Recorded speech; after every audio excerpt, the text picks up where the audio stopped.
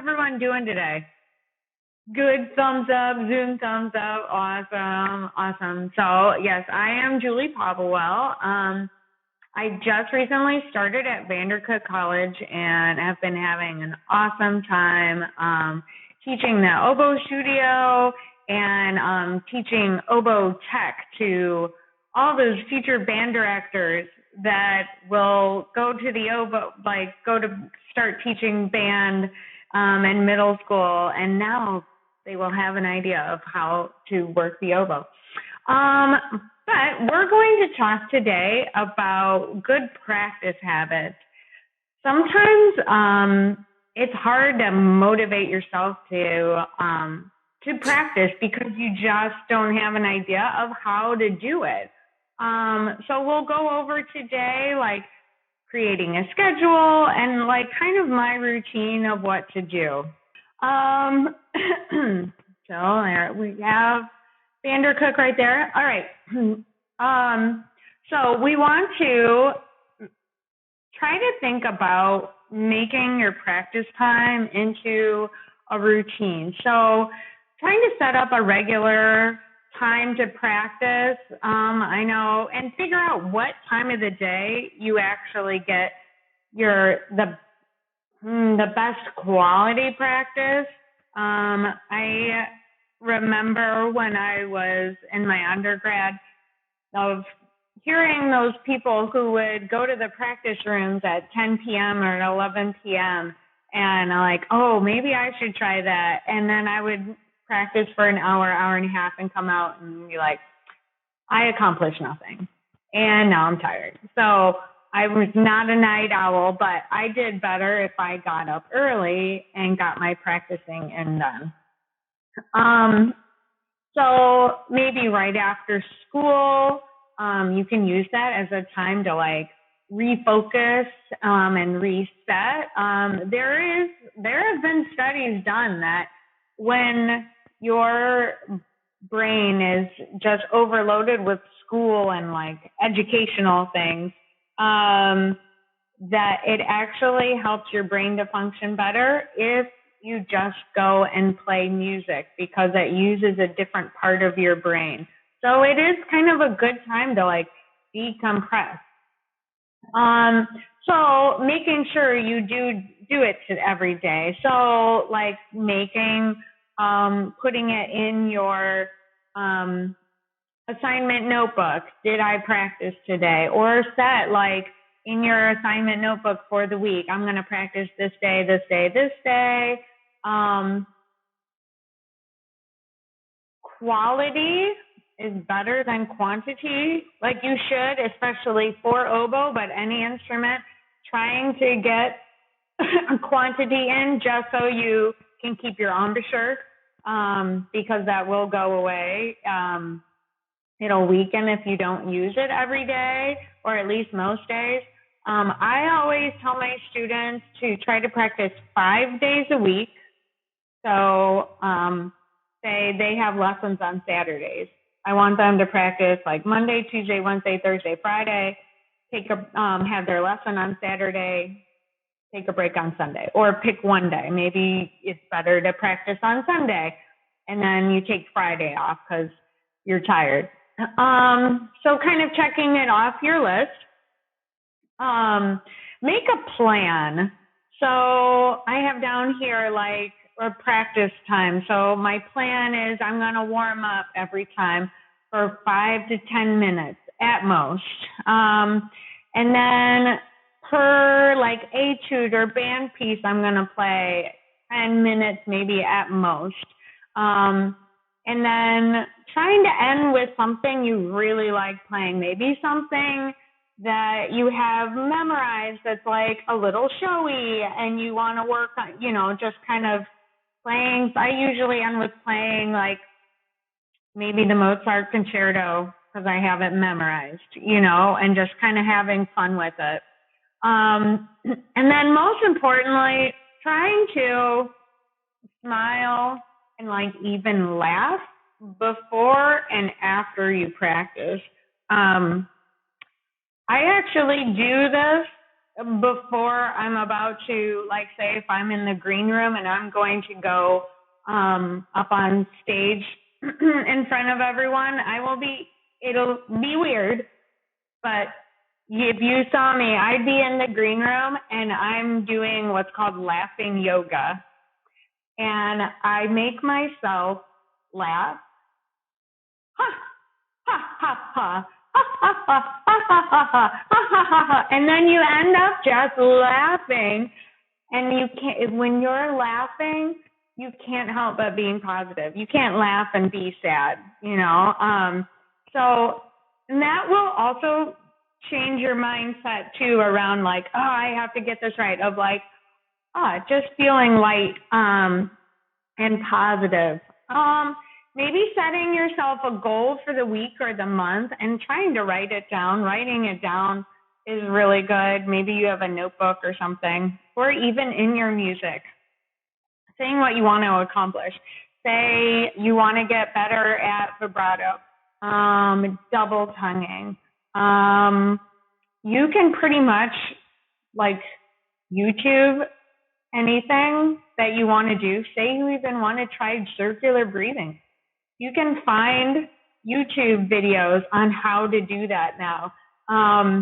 You know, and just kind of creating goals for yourself. With like creating goals for yourself, what is also good to do is to create for yourself playing opportunities. So you have band and you're in school and you're playing band. That's you always, you have band concerts that you're working towards. So try it for a solo. If you belong to a church, usually you can go to the music director and say, I'd really like to play. That's how I got my start. Was I was in first grade when I heard someone play the oboe at my church, and then I said, oh, that's what I want to do.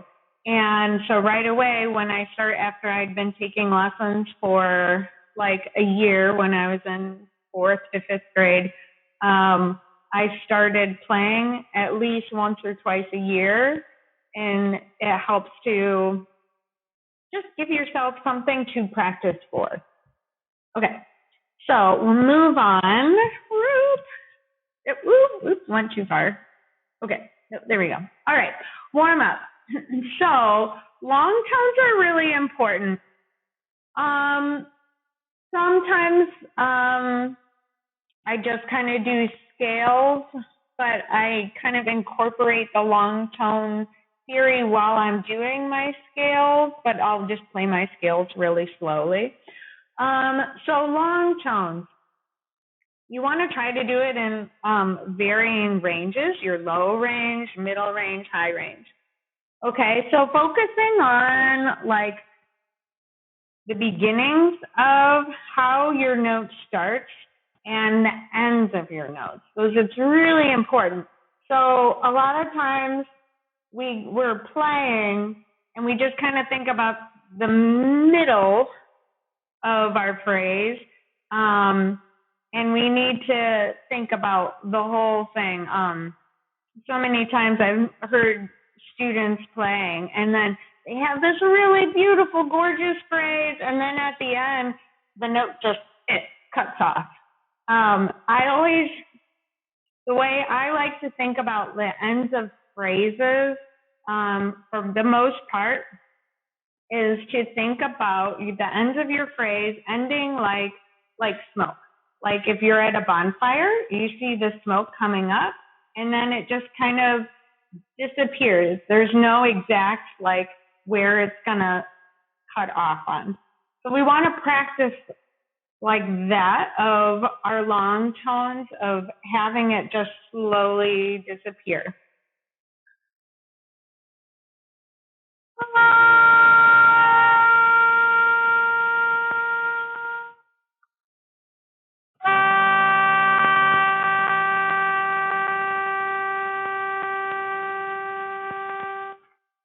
Trying to go a really long time too. And then you can start shortening it up. So if you only have 2 beats, of trying to get it to decay really well. how I like to tell kids is like thinking about the ends of your phrases too, of like, you have a sleeping baby in your arms and you're going to put it down in the crib. You don't want to go, oh, good night, baby, and drop the baby. So you want to think about gently letting go. And so everything is cohesive. Good. Entrances. So that's releases. Entrances. Thinking about your entrances. Sometimes you're going to be starting at a piano. So listening to how you're like, if this is my reed and this is my tongue, of how your tongue is hitting the reed. Is it striking it really hard? Are you used to like, you thinking you have to use your tongue really hard to get it to start sounding? Your tongue should actually have no impact really on how the reed responds. It should be your air. So your tongue should lightly flick it, and never making a lot of contact. It should just be just a little flick. So then also going along with that is articulation is a really good thing to warm up on. There are so many different ways you can play a staccato. You'll see a staccato in a Baroque piece, you'll see a staccato in a Romantic piece, in a contemporary piece, and they will all be different lengths. So it's all in the style. So you want to try those different styles, especially for oboe. On other instruments, they will actually stop the note with their tongue, like saxophones do that. We do not want to do that on oboe. We want to always end with our air. So an exercise that I do with my students, especially if they have the tendency to stop the sound with their tongue, is that I have them play a half note and then do a half rest, half note, half rest. But during that rest, and there's no sound, I want to hear your air still through the rest. So like on a B flat. If you're on mute and you want to try this with me on anything I'm saying, go ahead and do that, okay? So I'm going to play B flat.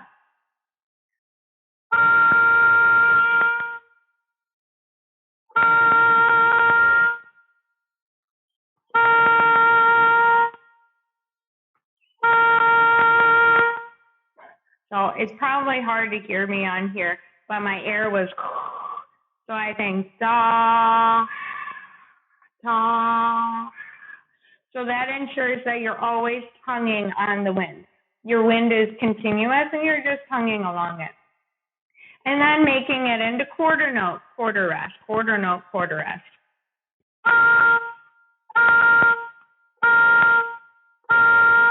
So if you could see my full self, when I'm doing it, you're using, to start the note, it's my diaphragm, my tummy muscles are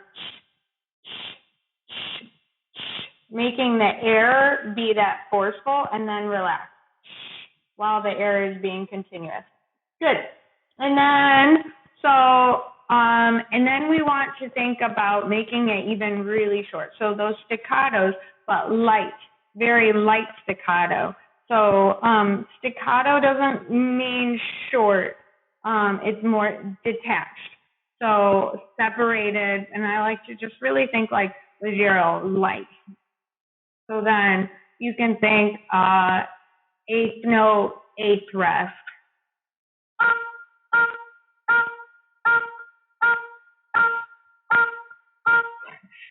And you can hear that air through that. And then trying to do it straight eighths right next to each other now.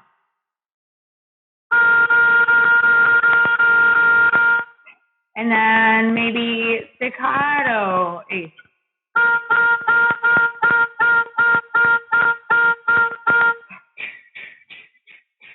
Good. Warming up on your vibrato, trying to warm that vibrato up.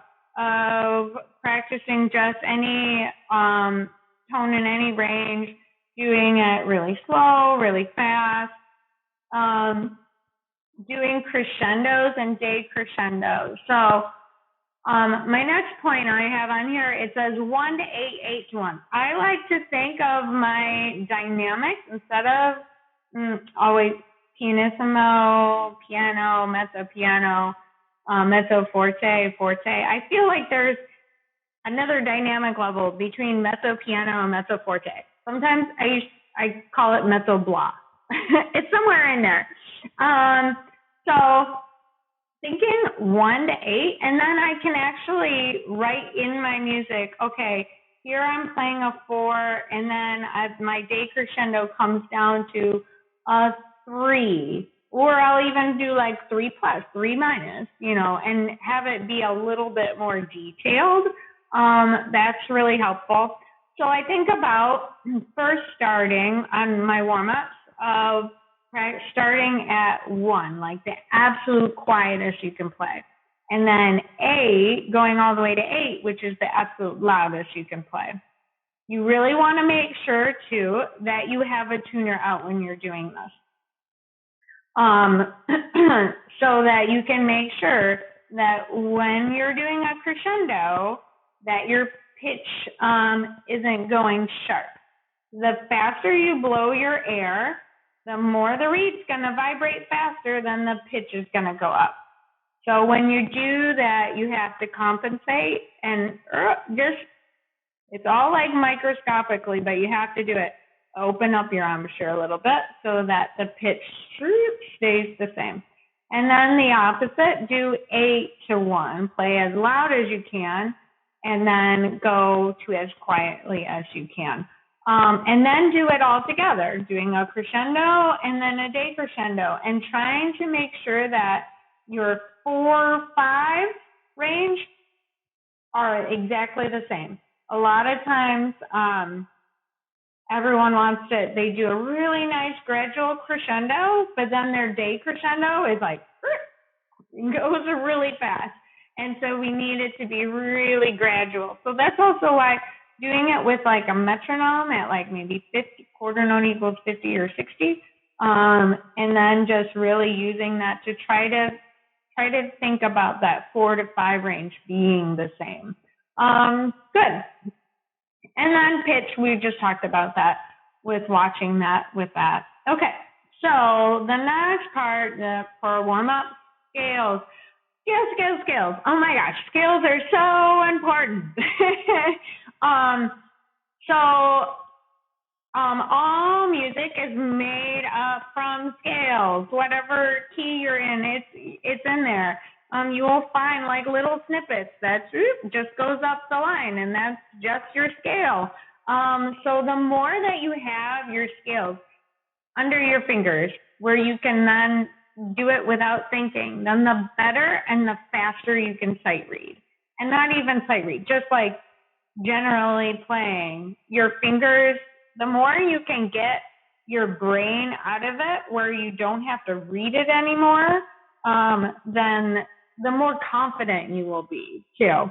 My teacher always had me warm up in her lessons, and she'd say, A flat scale, and then, okay, the D scale, all right, the B, and I just had to know them all memorized.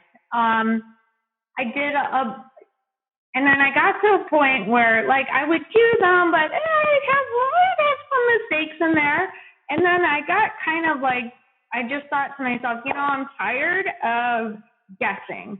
And so I just told myself, all right, I'm going to start, this is making your own goals, on the B flat scale, my lowest note, and I just did it chromatically. So I started B flat scale, and I played my B flat scale 10 times until it was like, I did not have to think about it. And then I moved to B natural, and I more, instead of really thinking about the key, I more thought about the fingering pattern, how my fingers moved, and where they moved to.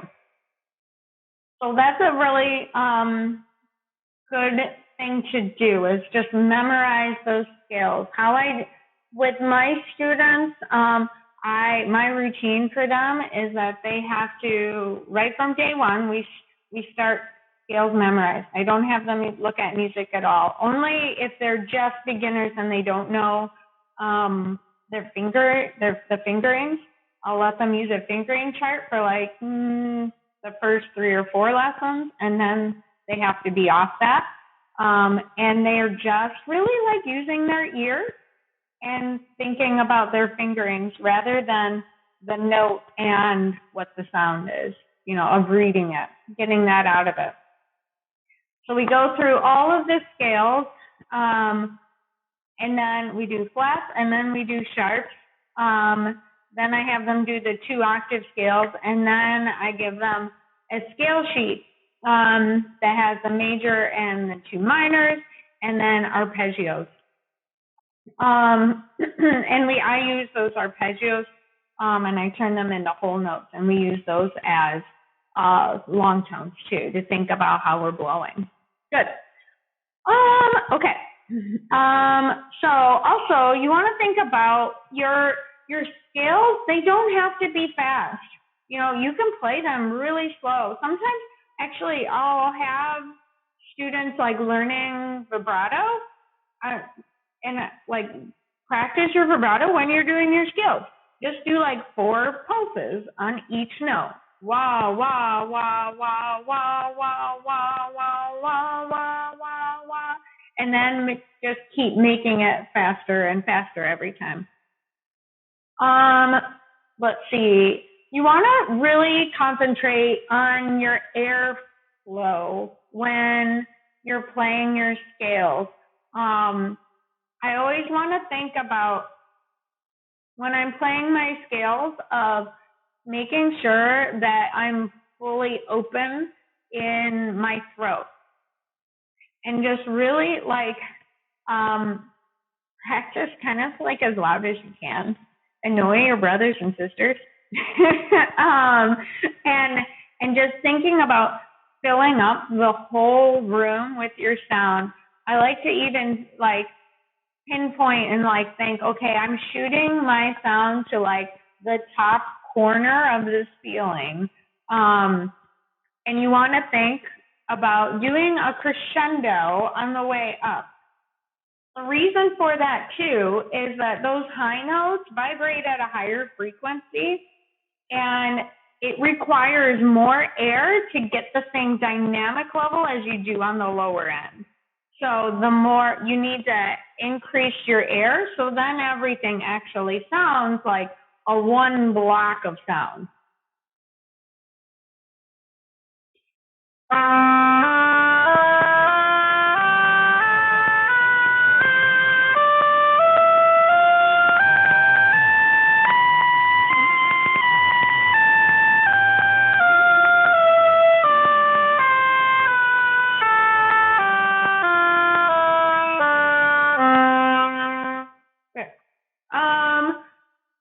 You can think then too of doing a little decrescendo down the scale. I have, especially on the ILMEA scale, aren't we so glad those are over?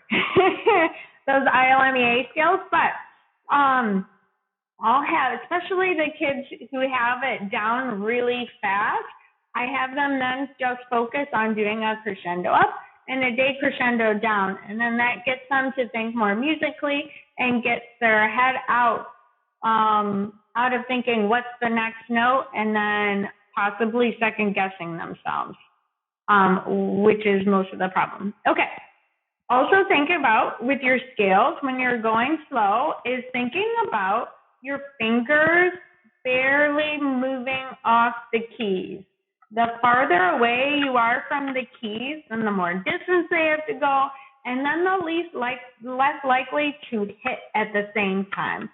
So thinking about your fingers barely moving off the keys, that will also let your fingers relax more. I used to play I always thought fast, oh my gosh, I have to concentrate really hard. And then my fingers would lock up, and then it'd be really hard to play fast. But then how I got my technique better was every day I played all of my scales, and I played them slow and really used that time to concentrate on my finger movement of being closer to the keys. And then all of a sudden, I remember coming out of the practice room once and then going, oh my gosh, I just played all those scales and my fingers don't hurt. And I played them all really fast. And I had somebody else come in the practice room that I was in, and they're like, oh, I'm sorry, I thought you were Marlon, who is a doctorate student. And I was like, whoa, I must be doing really good now because I can play faster now. And I really only worked on those fingering technique stuff when I did my warm-ups, because it's just too much to concentrate on when you're reading music. So that's why it's also important to do it memorized, so you can do that. Sometimes I like to do is walk around the room.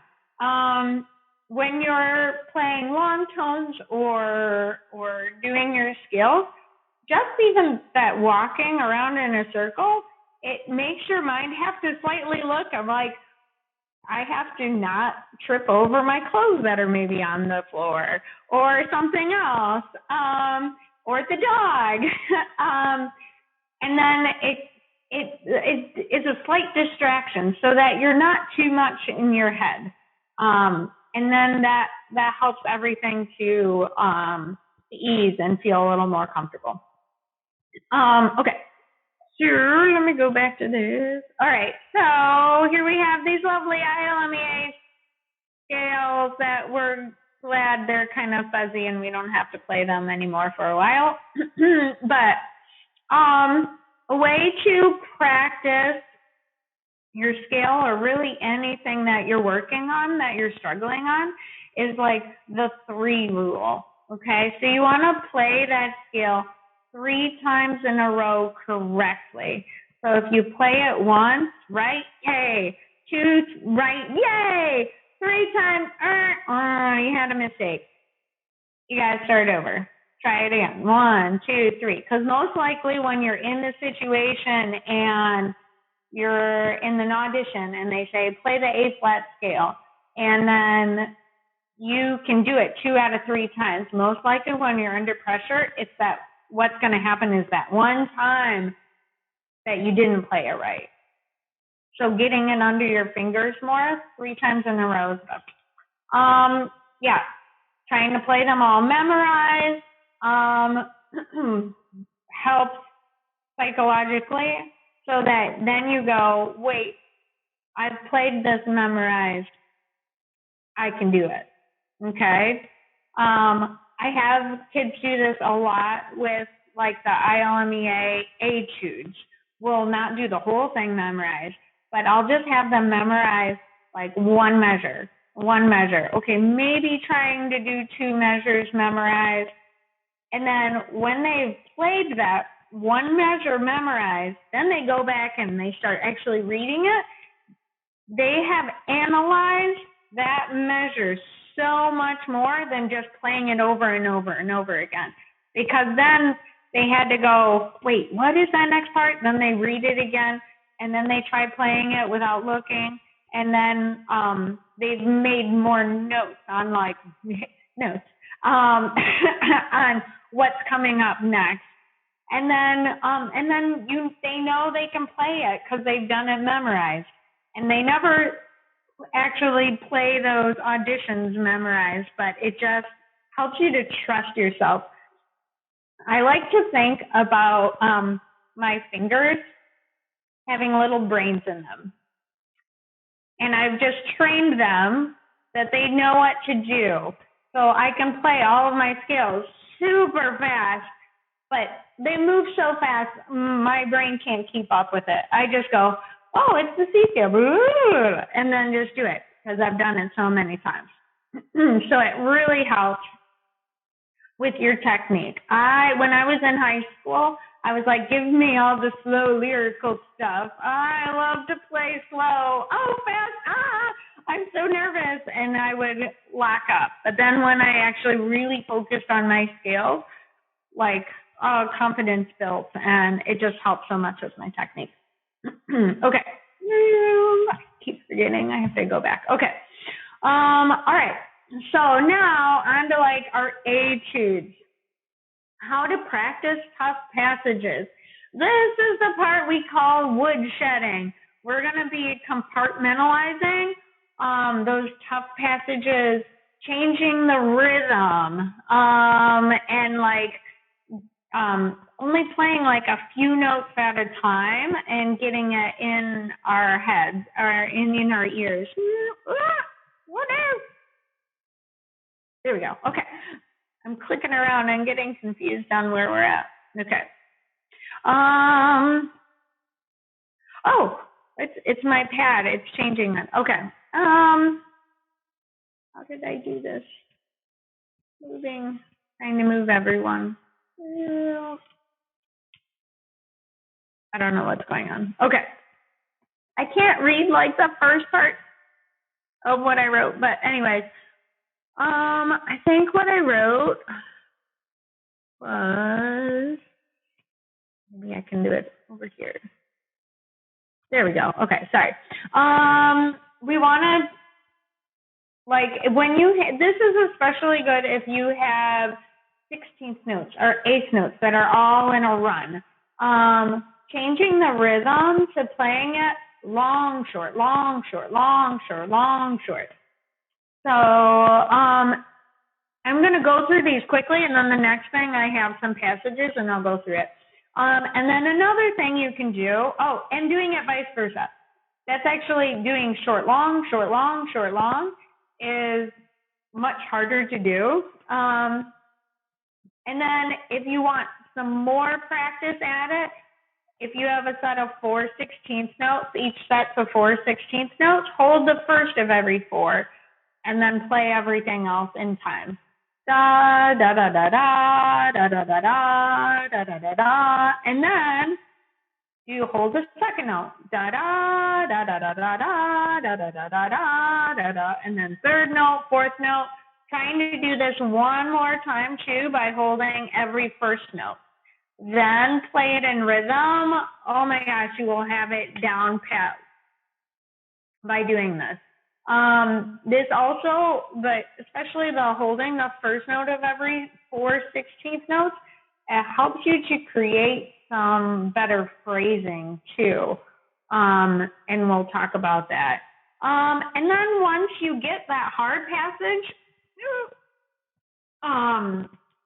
you want to start practicing like the few notes or a measure or two before that difficult passage. So then you can start mentally thinking about prepping for that hard passage early and not right at it, because that's what a lot of people do is you get to that hard part and then stop right at it. And we want to get past that. Again, 3 times, that 3 times rule, 3 times in a row correctly. Okay, so this is the high school ILMEA etudes. So if we're going to change the rhythm, so number 28 is where we have lots of 16th notes right in a row. So this is a really good one. So the long, short, long, short. So like if you can read it and you want to try it with me, we'll do the long, short, right? Actually, let's go to the 4th line, the second measure, where we have those arpeggios, the outlining of chords. This is always a part that is a little messy for people. So this is a really good one to do. So if we're on that second measure of the 4th line, we'll do.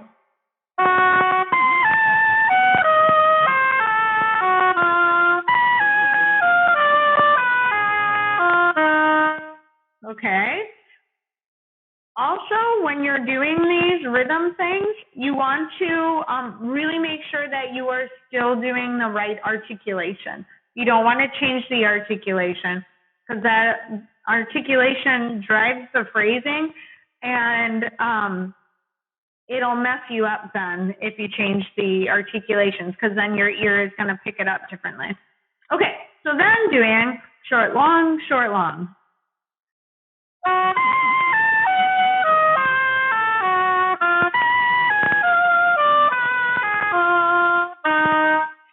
Always too, going past the bar line. Don't stop right at the bar line. Go over it so that you come down to that downbeat. Good. Okay, and then doing the first of every 4. So we're going to hold that F sharp, then the E flat, then the F natural, then the D.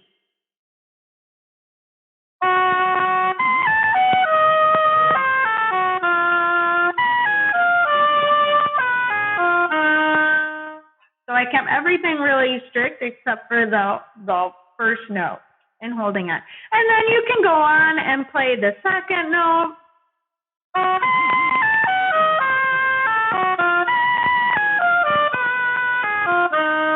I tongued the B.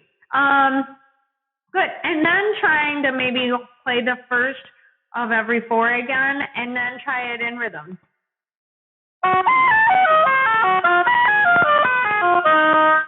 And that's a really good way. You'll be able to find that, oh, you can just understand it. It's like giving your brain a little bit more time to think and understand of what you're playing rather than just playing it straight. I was saying, okay, so that's the 16th notes. You can do, I think then, is this the next one? Yeah, I have no groupings on the next one, but I want to show you on the the slow etude of 27. Here we have our 30-second notes, but this one, the 8th note's getting the beat, so they're actually more of 16th notes. I like to do note groupings. I have a couple written in here that I have in that second line first measure. I actually usually add more into my students' music so that they have a little marking between the C sharp and the D, and then the second part of that 30-second note run between the A flat and the G. This one definitely holding the first of every 4, but it's actually 1 and 8 or 1 and 5, and then going on. And that will help. That helps to get more of the phrasing. Give that line some direction.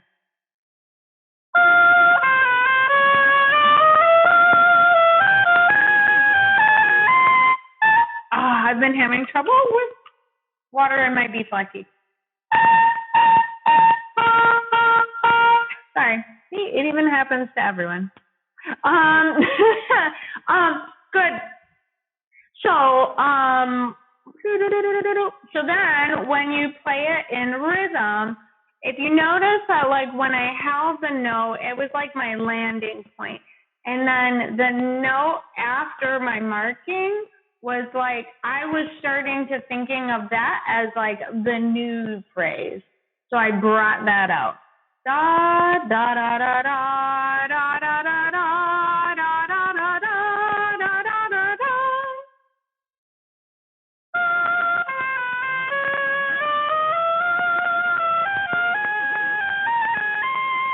And then feeling that in rhythm.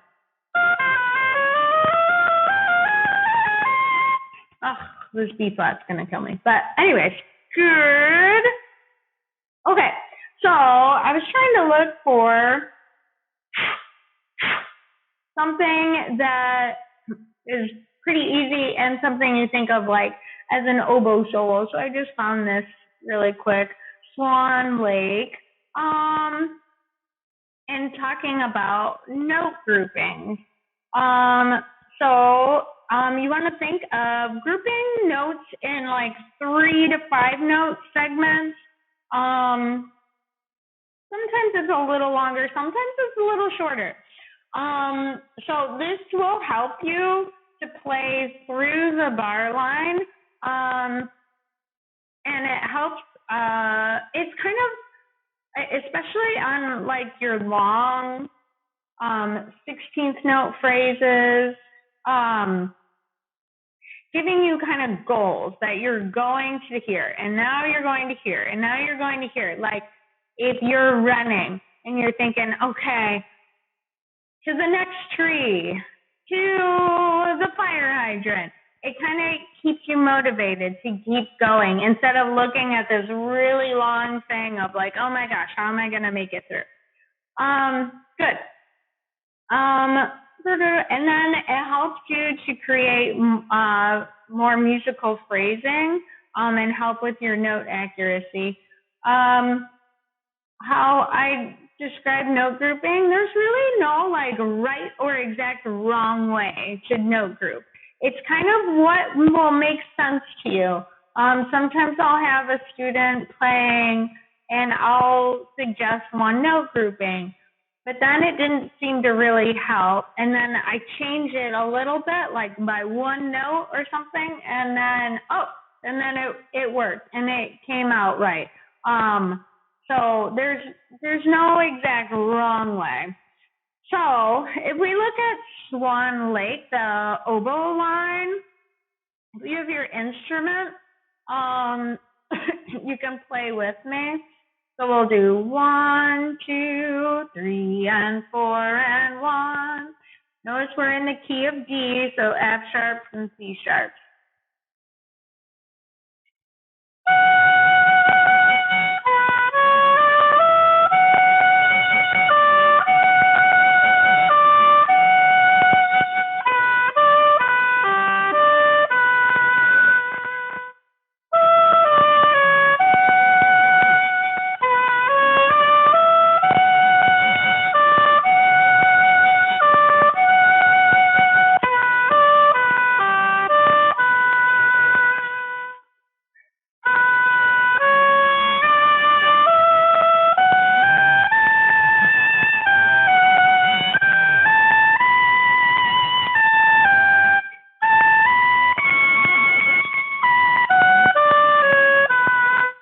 Good. Awesome. All right. So I have markings as much as I could do this on my Google Slides of making markings on this document. I thought of the F sharp to the B, da, and then the C sharp is my new, da, da, da, da, da, da. And then the next part, I wanted the F sharp to carry through to the next D, da, da, da, da. And then the next 3, 4 notes, da, da, da, da.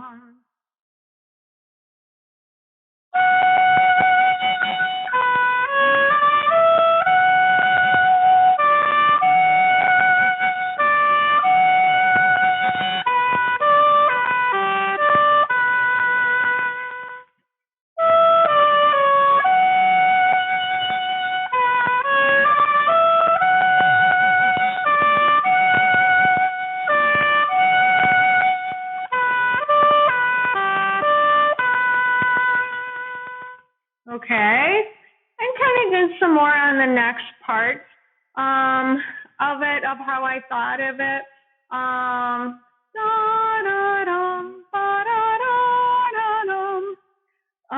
A little bit of separation in there. You also want to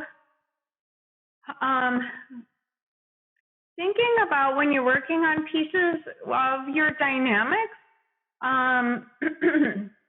And by using dynamics, you're going to create better use of your phrasing, and also really thinking about your dynamics as being on a big spectrum, like the 1 through 8.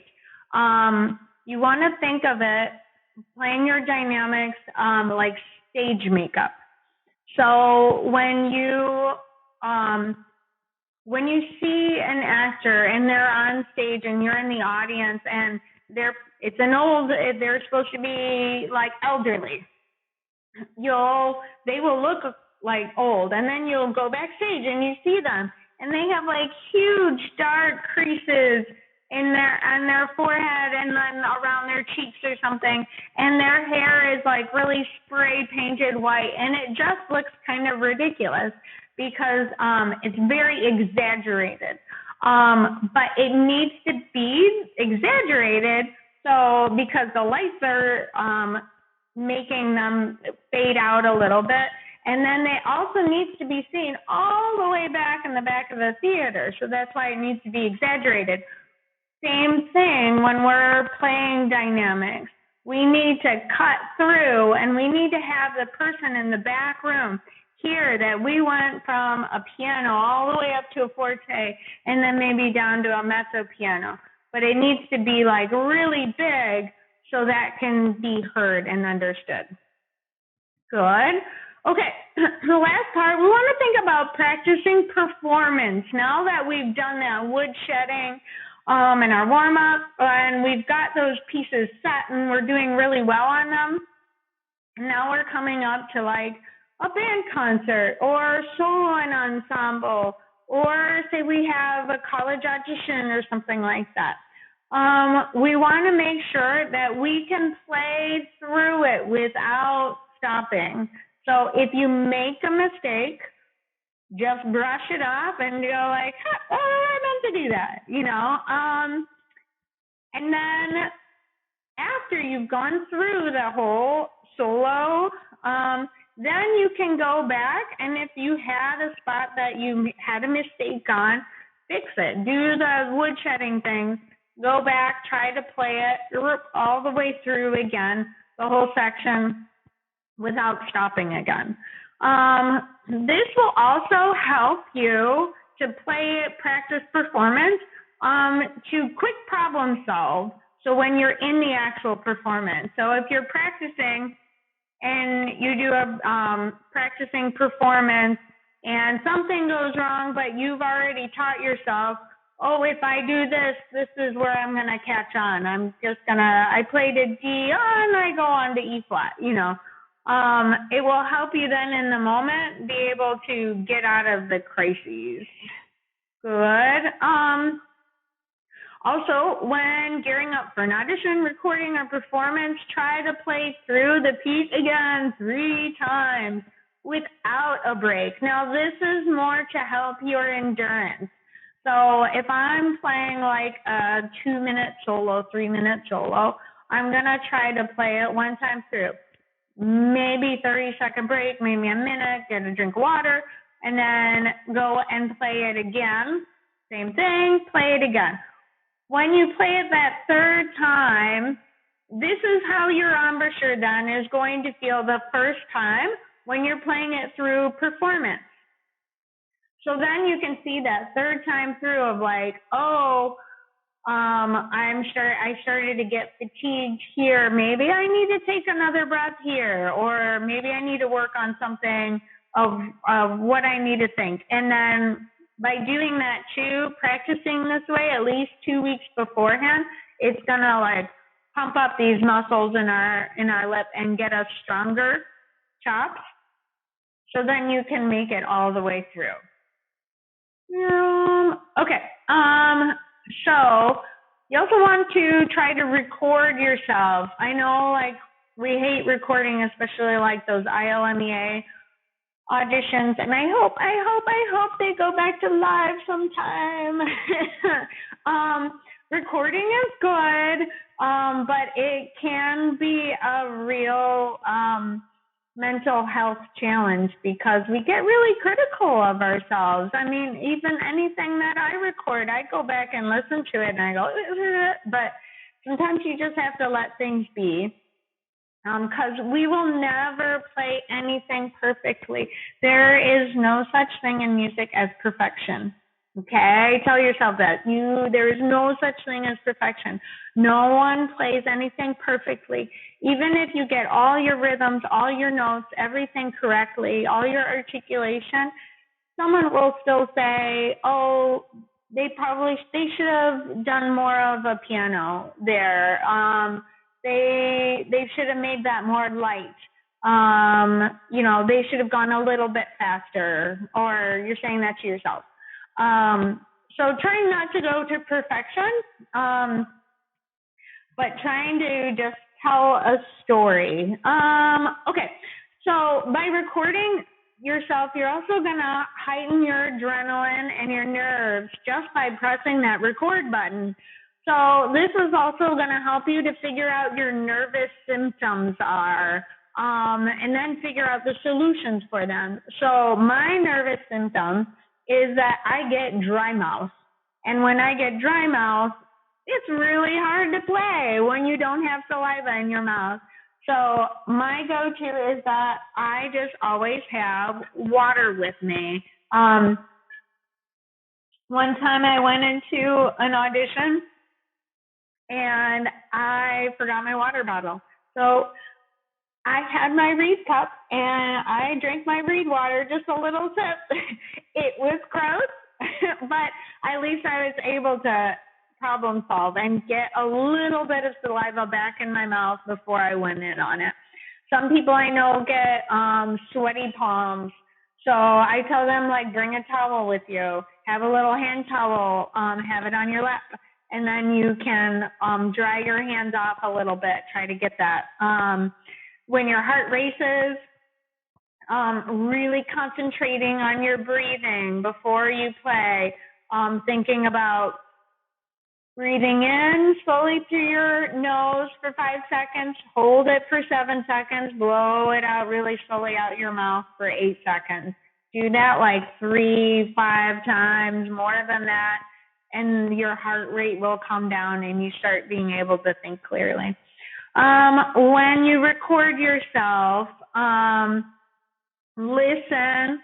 You'll gain more insight into how you're playing something by going back and listening. So listening, like, for your pitch. A certain note maybe needs more vibrato. Listening with the intent of your rhythm and tempo. Is your tempo not steady? Are you cutting off your phrases? Are they ending too abruptly?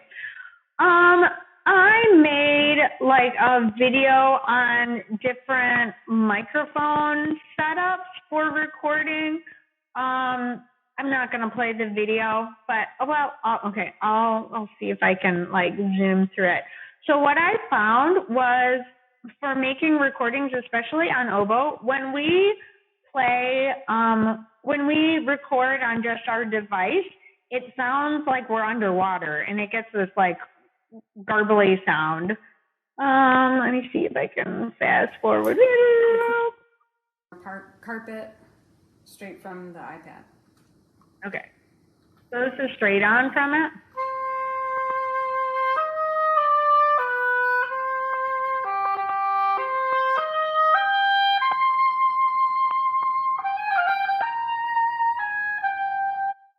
So you hear it's kind of garbly. It like the mic kind of gets distorted.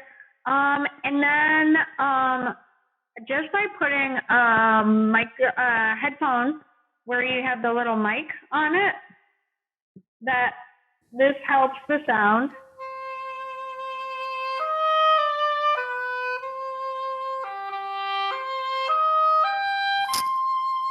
So you get like less of that garbly sound. And then the last thing I did was I put a blanket, or actually I used a sweatshirt over my stand and put the microphone on top of that, and that helped it to be less bright.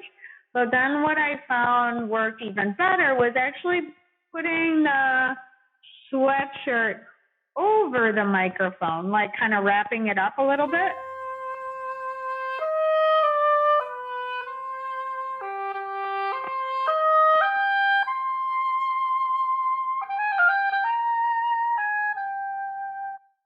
So you get more of like that studio recording. What?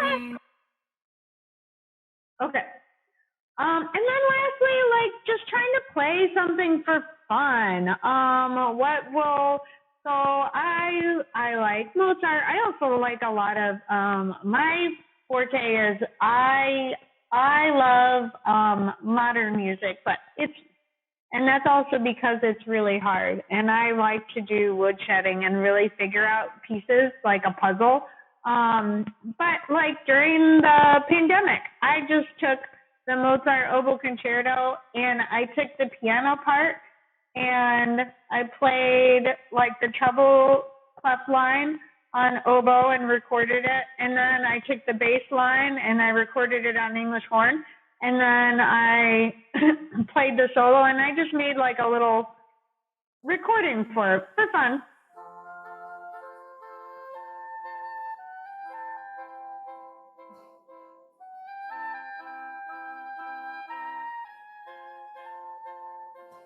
Anyways, good. And then this is the tech class that we just did. And these kids, they were only learning oboe. This was like week 7 of them.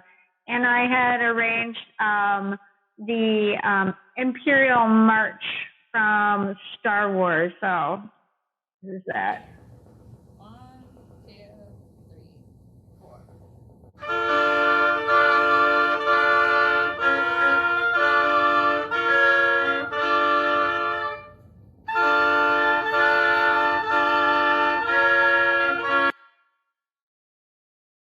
Well, I'm having signal problems. Okay. So anyways, and you can like get fun stuff, whatever your favorite song is. Listen to solo music, oboe stuff. Yeah, listening, I would suggest too, just like listening, going on Spotify, listening to one of my teachers, Nancy Ambrose King. If you like modern music, just listen to her. She's recorded lots of stuff, and listen and then go, oh, I want to practice. I want to play that someday, or I just want to practice it. And then, you can find anything everywhere, and give yourself stuff that you really want to practice and not just the stuff that you're required to do for your classes. Let's see. There's stuff in the chat. Let me see. Okay. Awesome. So, does anyone have any questions for me? Tips on breathing exercises. So what you want to think about when you're breathing is thinking about making sure that you're breathing from your diaphragm. So from down below your rib cage. Okay. So thinking about how I like to think about it is if you imagine you have like a balloon and it's in a tennis ball canister. If you blow the balloon up in the canister, it's going to blow to the size of the canister and then go down. And that's what our lungs are doing. And so our lungs need to come down and then our diaphragm will go like this. And so our stomachs need to come out. And then we are able to engage that diaphragm by using our abdomen muscles and pushing in and up. And then you can feel more relaxed. Yeah, you can think too about practicing that, like just by even putting your hand up and trying to get it to really like forcefully hit your hand. Good. Okay. So, okay, I'm trying to see this. So, tips on double tonguing. You want to think tucka, tucka, tucka, tucka. Start it on like a G scale and doing it really slow. Tucka, tucka, tucka, tucka, tucka, tucka, tucka, tucka. Actually, I would practice this more too without your reed. Get your tongue movement right first and get it to feel really fast, and then you'll be able to get it. Tips for vibrato. There's a couple of different ways I do vibrato. I do it two different ways. I do the diaphragm vibrato and then the throat vibrato. I learned the diaphragm vibrato first off, and then I had trouble getting my diaphragm vibrato fast enough. So I had to learn the throat vibrato. So now I go back and forth between both of them. Okay, so for the diaphragm vibrato, you want to think about like using those abdomen muscles and pushing out, making the wow, wow, wow sound. And doing that when, like I said, like during your scale practice time. The throat vibrato is a little weird. It's like a vocal terminology, like a glottal stop, and you'll say, That one's really weird and awkward, and you will hear your voice when you're playing it. So it's just trying to use your metronome and keep it really steady. Okay, let me look. One of my oboe teachers used to practice playing oboe while standing in front of his bed because he had a problem was passing out. Okay, well that's not good. I think I saw earlier of if you're feeling lightheaded, that might be more of stay hydrated during the day. I actually just had one of my college students text me about this, that they were having an issue about it. Might be that your reed is too stuffy. So you might need to have your reed adjusted a little bit to make it just that little bit easier. If a reed is too stuffy, you'll get like that little bit of a lightheadedness. So it's probably more of you need to change your reeds a little bit. And right now the weather has 180 changed. So our reeds are all going like, ah! I color code my reeds. So I know which, for my students that I've sold my reeds to, I know which are the July reeds or red, white, and blue. And those are all coming back into me, like, cause they're like, what? Yeah, this reed. I'm like, it's from July. It was 89 degrees and now it's 50, 60 and raining. Like, it doesn't want to play anymore. You killed it. Okay. You get a super bad headache whenever you play and you feel like passing out. Yeah, probably adjusting the reed. I get migraines, so I understand. I actually, with the migraine, if I have to play, I actually feel better while I'm playing, and I just pray for not stopping playing because the pressure will actually make your skull expand a little bit, and it relieves the pressure. But then when you stop playing, it gets like doubly worse. Yeah, I would say kind of trying to fix your reed with that. Trying to see if I saw anything, if there's anything else. How many minutes do I need to practice on the trumpet? So you want to try to practice as long as you need to play, especially for your ensemble. So if your band period's like 45 minutes, you want to try to see if you can play 45 minutes. Now, when you're practicing, you don't need to be playing the entire time. You could take breaks. That's a good idea to do. Work on an etude for 10 minutes. Maybe take your favorite book, read one page, kind of reset, and then go into something else, or go to the bathroom, or get a drink of water. Take those little breaks, but then trying to have it last like 30, 60 minutes. Our embouchure too is the reason why we want to practice longer, so that we can stay on the read, or have your embouchure right where it's supposed to be. What are some ways you deal with lack of motivation, or just not wanting to practice? Definitely, like what I said before, is trying to come up with reasons to practice.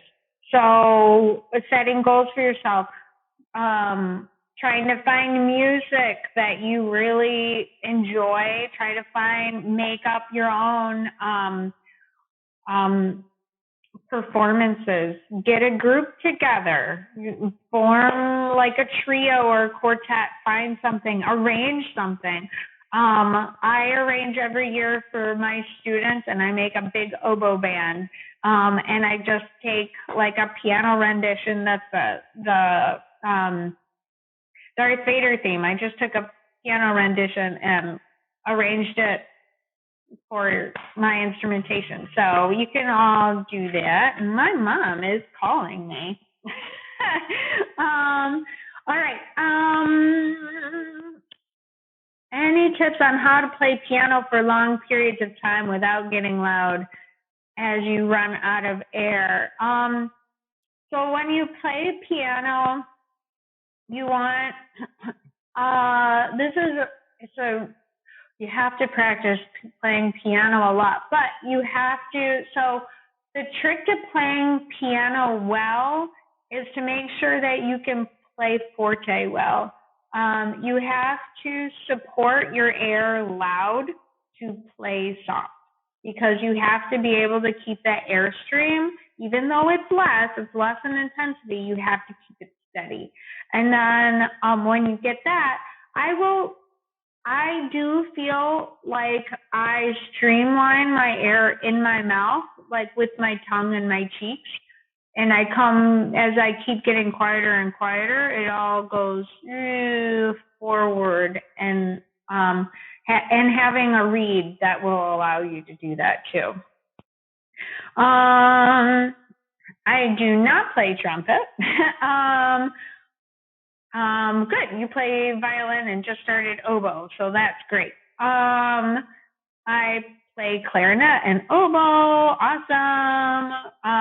Yeah, the more you can. I had one of my teachers when I was in high school. I really wanted to pick up the saxophone because I really wanted to play jazz. I thought it was really cool, and my oboe teacher had said, well, it might ruin your embouchure. And I got really scared.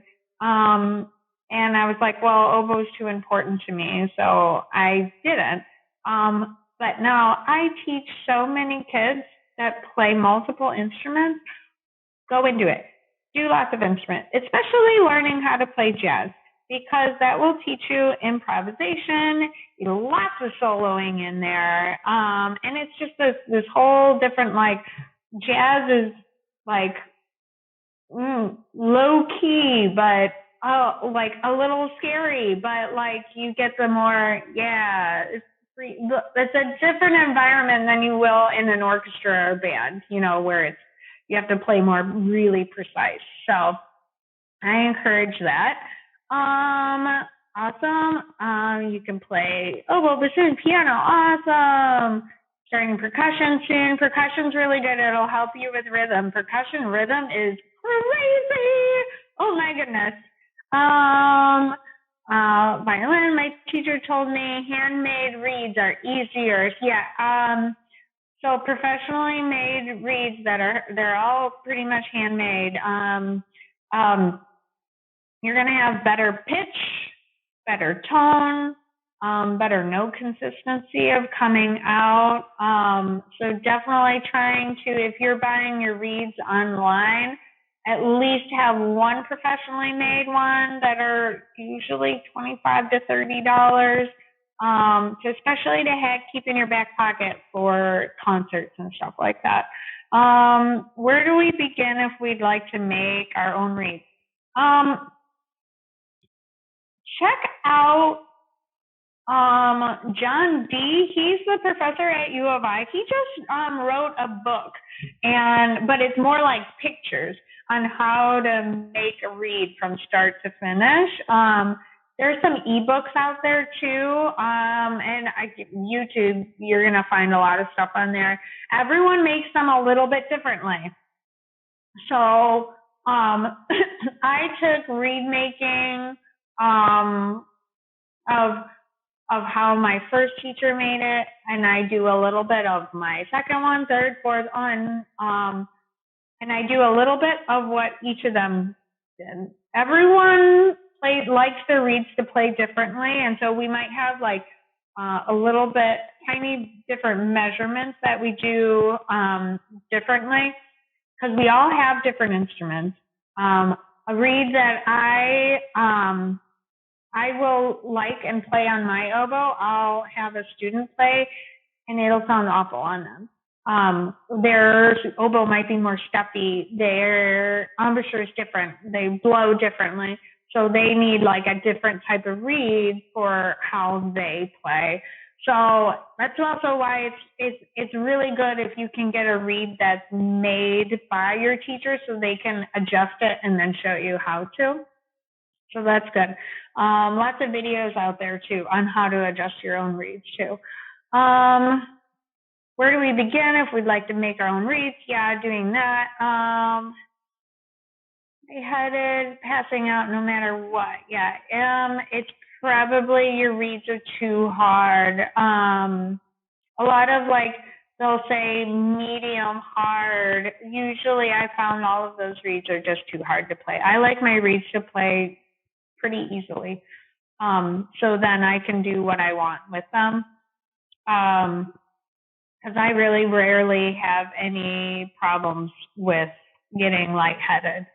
I think we have time for just one or two more questions. There are some very valuable and rich questions in our chat. And thank you so much, everyone. We really appreciate this. Exciting. Yeah. Let's see. Someone said that their vibrato is from jaw movement. No. Do not do jaw movement. That is a saxophone way of doing vibrato. All of our pitch is determined by our embouchure. We don't have the tuning like barrels that they have on the flute and the clarinet and the saxophone. We don't do that. We adjust everything. We either adjust our reed or we adjust our mouth. So if you're going like this, I actually just played a piece, but it says it to do it, but not as vibrato, but it says to do it as this one piece is about the cricket and the ant, and the cricket it's the winter time and it's cold, so you get that feeling. On the oboe, if you do that for vibrato, it's too big of a pitch difference. So doing it from your diaphragm or the throat. Yeah. So there's a lot of questions. So what I would say, feel free to email me. You can find my email address with the Vandercook website. And feel free. I would love to answer all of your questions. And if anyone is interested, you're a junior, senior, sophomore, and you're interested in getting a lesson in or something, and we can do it virtually, you can reach out to me, and we can set something up for that. But yeah, you can find all my information on the Vandercook website, and I can answer more of your questions. There's so many, but we're already over our time. Sorry, I talk a lot. So awesome. Thank you everyone for coming. I hope you learned something, took something away from it, even if it was just like one little nugget, okay?